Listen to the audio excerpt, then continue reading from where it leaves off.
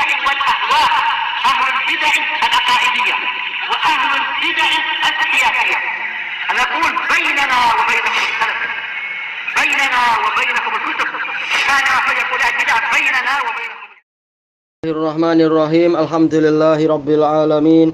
Asyhadu an la ilaha illallah wahdahu la syarikalah wa asyhadu anna Muhammadan abduhu wa rasuluh. Allahumma sholli ala Muhammadin abdika wa rasulik wa ala alihi wa ashabihi ajmain, amma ba'd.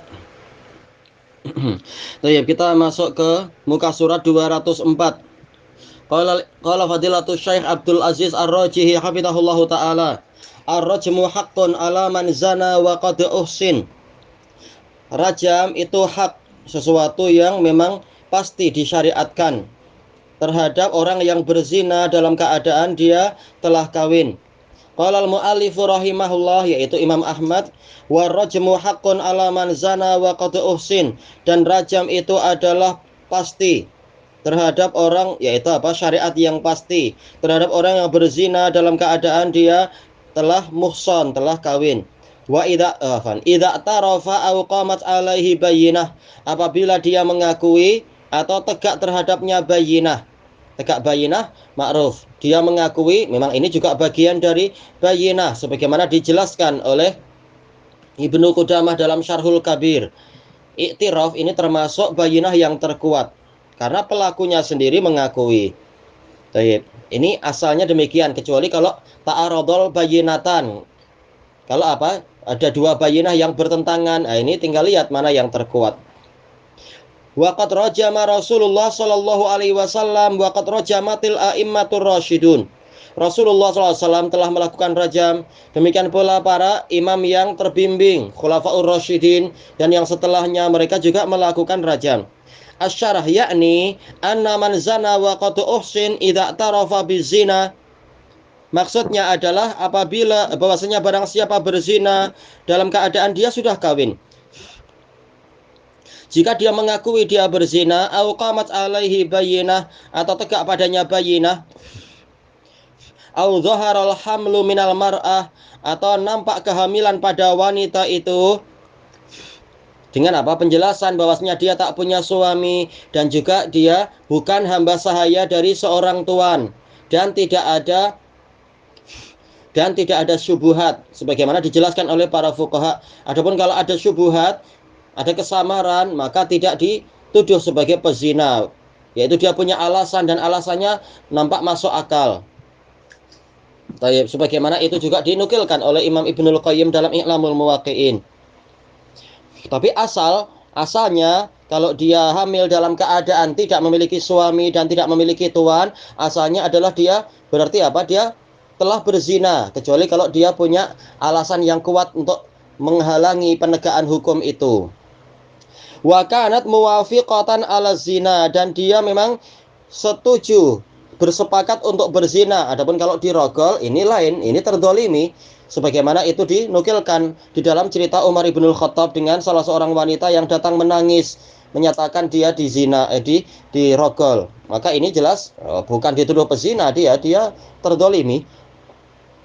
Taib. Walam takun mukrahah, dia tidak dipaksa. Kalau dipaksa berarti apa? Bukan dia yang berzina. Fa innahum jami'an yurjamun, maka orang-orang yang seperti tadi akan dirajam, yang tidak ada syubhat, yang tidak ada yang tadi itu, tidak ada alasan-alasan. Wa minad dalili anna rajma yahsulu bil i'tiraf, termasuk dalil yang menunjukkan bahwasanya rajam itu juga dilakukan dengan sebab pengakuan. Anna Ma'izan radhiyallahu anhu jaa ila Nabi sallallahu alaihi wasallam, bahwasanya Ma'iz Ibnu Malik radhiyallahu anhu datang kepada Nabi sallallahu alaihi wasallam, wa qala inni zanait, mengatakan saya berzina. Fa'arada anhu, lalu Nabi berpaling dari dia. Hatta sanna dzalika alaihi arba'a marrat, sehingga dia melakukan itu kepada Nabi 4 kali, bersaksi 4 kali. Jadi ini menduduki apa? Posisi 4 saksi. Cuma apa? Sekarang bersaksi atas nama diri sendiri, terhadap diri sendiri. Falamma syahida ala nafsihi arba'a syahadat, tatkala dia bersaksi terhadap dirinya sendiri 4 persaksian, da'ahu Rasulullah sallallahu alaihi wasallam. Rasulullah sallallahu alaihi wasallam memanggilnya. Faqal abika junun. Rasulullah tanya, apakah engkau gila? Ini menunjukkan pengakuan ini hukum asalnya memang dia jadi bayinah, tapi ada syarat-syaratnya. Kalau yang mengaku ini orangnya dipaksa, barangkali dipaksa dengan tidak syar'i, atau dia gila, jelas itu tadi pengakuan yang tidak betul, yang tidak layak diterima. Maka Rasulullah ingin apa? Mencari, jangan-jangan ada alasan yang lain. Jangan-jangan dia mengaku karena apa? Karena ternyata dia gila. Pengakuan orang gila tak perlu diterima. Jangan kemudian dia dirajam. Baik, ini faktor penghalang. Jadi tengok, ada faktor penghalang ataukah tidak. Qala la, dia mengatakan tidak. Qala fahal ahsanta, yang lain mengatakan uhsinta, tak masalah yang seperti ini. Ahsana atau uhsina, tak masalah. Muhson atau muhsin, insya Allah tak masalah. Apakah engkau sudah kawin? Qala na'am. Faqala Rasulullah SAW, idhabu bihi farjumuh. Pergilah kalian membawa dia, lalu rajamlah dia. Taib, ini sahih dalam Bukhari Muslim dari hadis Abi Hurairah. Wa kadzalikal ghamitiyah, demikian pula wanita ghamitiyah. Ini sahih di dalam riwayat Imam Muslim dan lain-lain dari Abi Barzah Al-Aslami radhiyallahu an. I'tarafat farujimat. Wanita tersebut mengakui berzina, lalu dia pun dirajam. Taib, ketika Rasulullah SAW ingin berpaling dari dia, maka wanita Ghamidiyah ini mengatakan, wahai Rasulullah, apakah Anda ingin menolak saya sebagaimana Anda menolak Ma'is bin Malik? Saya ini telah hamil. Jadi apa? Dia mengatakan pengakuannya ini dikuatkan dengan kehamilan. Betul-betul bayinah itu jelas. Yaitu apa? Dia hamil. Tayyib, wa kadzalikal yahudi wal yahudiyah lamma tarafa rajamahuma an-nabiyyu sallallahu alaihi wasallam. Demikian pula laki-laki Yahudi dan perempuan Yahudiyah, tatkala mereka berdua mengakui berzina, Nabi sallallahu alaihi wasallam merajam mereka berdua. Ini ditegakkan hukum Islam, hukum yang hak di dalam negara Islam. Tidak seperti apa? Dakwahnya para mumayyi'un, orang-orang yang lembek, para hizbiyun.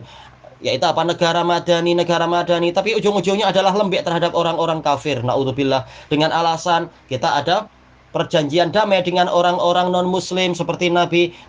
Nabi punya perjanjian damai, tapi siapa yang menguasai hukum apa yang ditegakkan? Yang menguasai adalah kaum muslimin, dan yang ditegakkan adalah hukum Islam. Tidak seperti yang digambarkan oleh orang-orang yang mengaku Islam moderat, yang mengatakan ini adalah pemerintahan madani. Lalu apa praktiknya? Hukum Islam tidak ditegakkan, orang kafir bebas untuk berbuat kebatilan dan kesyirikan. Naudzubillah. Justru muslim yang harus banyak mengalah. Naudzubillah. Bukan madaniyah, tapi ini adalah tamyiz dan kemunafikan. Sementara Nabi SAW ada perjanjian dengan orang Yahudi, tetapi pemerintahan tetap di tangan beliau.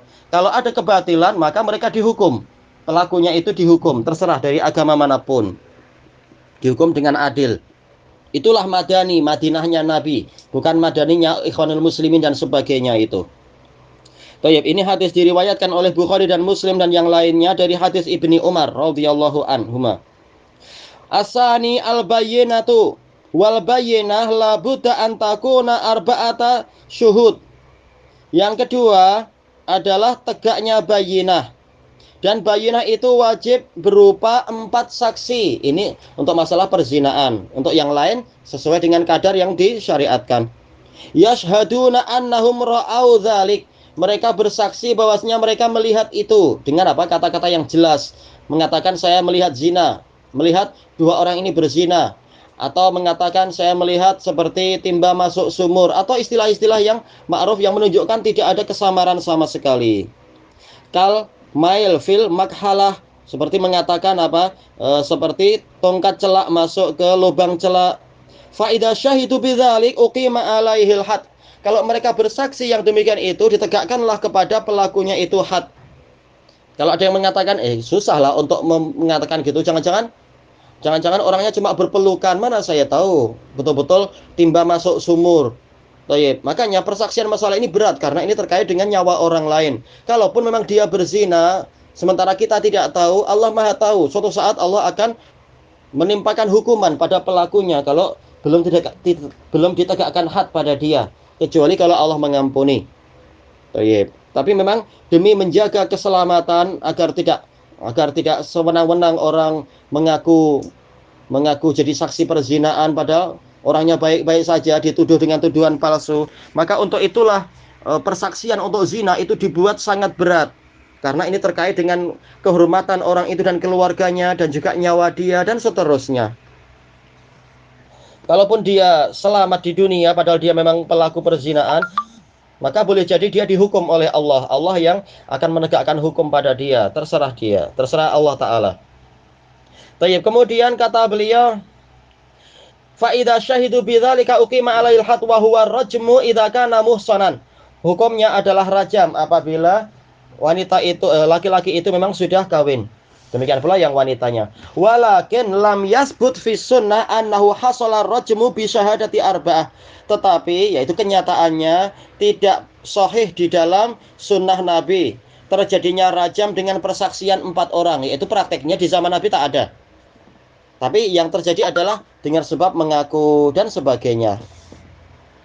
Walakin sabata husuluhu bil i'tirafi wal iqrar. Tapi terjadinya hukum rajam itu pasti di zaman Nabi dengan sebab pengakuan. Lakinnahu kada an yasbuta fi ahdi Umar bin Al-Khattab radhiyallahu an. Tapi hampir-hampir itu terjadi di masa pemerintahan Umar bin Al-Khattab radhiyallahu an. Anna salasata ikhwatin syahidu wa talakka ar-rabi. Bahwasanya ada 3 saudara yang bersaksi tentang perzinaan, sementara yang keempat dia yaitu tidak berani berbicara dengan tegas. Falam yashhad, akhirnya dia tidak berani bersaksi. Baik, wa dzalika fi qissatil Mughirah bin Syu'bah. Jelas beliau sahabat yang mulia, beliau gubernur di Irak dan beliau tidak berzina, cuma ada orang yang salah tengok, kata para fuqaha. Yaitu Mughirah bin Syu'bah punya istri yang lain. Tapi istrinya ini ternyata wajahnya mirip dengan perempuan yang lain yang ma'ruf sebagai pezina. Lalu orang yang kebetulan melihat itu di dalam rumah Mughirah yang di sana, mereka menyangka Mughirah melakukan perzinaan. Tayyib. Orang yang keempat, yang 3 orang bersaksi melihat perzinaan. Orang yang keempat mengatakan ra'aitu syarron, saya lihat keburukan. Nah, ini sesuatu yang tidak jelas. Keburukan bertingkat-tingkat, tidak harus zina. Baik, maka dengan sebab itu Allah Ta'ala menjadikan Mughirah selamat karena memang beliau tidak berzina. Fajulidu, maka mereka bertiga yang menuduh zina itu dihukum jalat, yaitu dicambuk 80 kali haddul firyah karena tuduhan palsu. Walaupun boleh jadi misalkan untuk selain sahabat perzinaan itu ada dan saksinya cuma kuotanya kurang, tetap kalaupun seseorang itu lolos dari hukum manusia, dia tidak akan lolos dari hukum Allah kecuali kalau Allah menghendaki memaafkan dia. Baik. Cuma ini kenapa persaksian jadi seberat itu? Ini demi menjaga kehormatan agar orang tidak sewenang-wenang menuduh orang lain. Baik.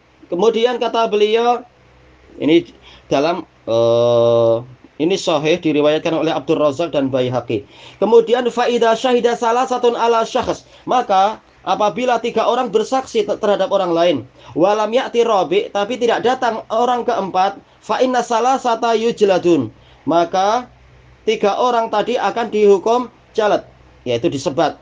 Kullu wahidin yujladu samanina jadah, masing-masingnya terkena 80 pukulan.